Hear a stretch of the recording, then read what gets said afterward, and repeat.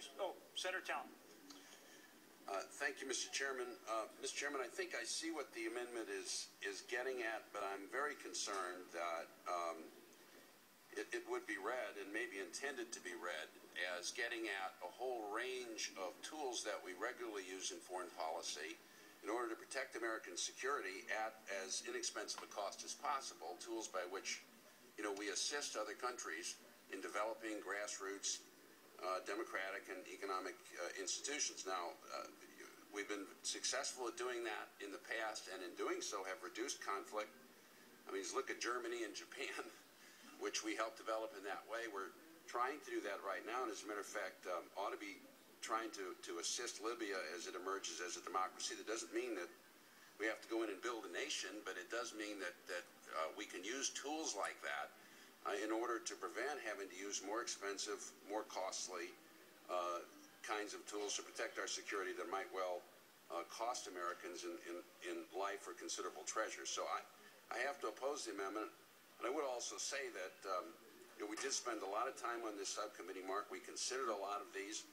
We tried to take into account instances where policies or powers have been abused and tried to provide hedges and protections against that so that we get a good, strong, principled, and balanced subcommittee, Mark. So I certainly appreciate everybody's contribution, and I know the delegates trying to be constructive, but I have to oppose the amendment.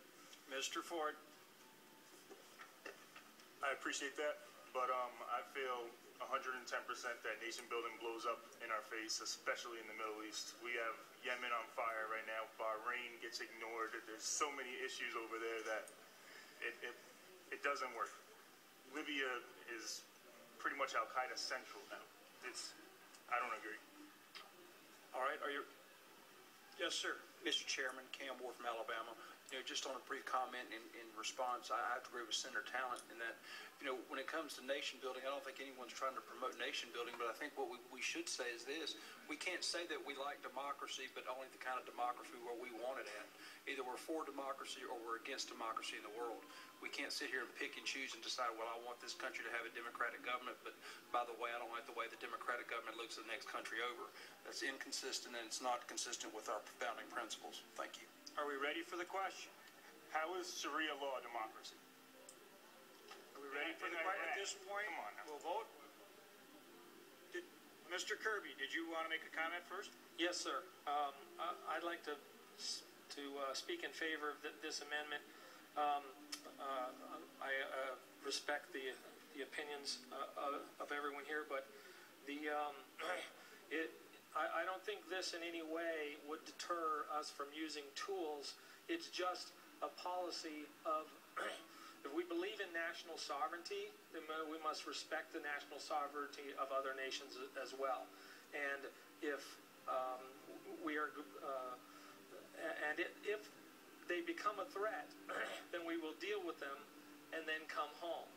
We've been how many years in Afghanistan, and we keep finding new people to fight, or new people come to fight us. One tribe will fight us one time, and then we'll be friends with them, and another tribe will fight us another time.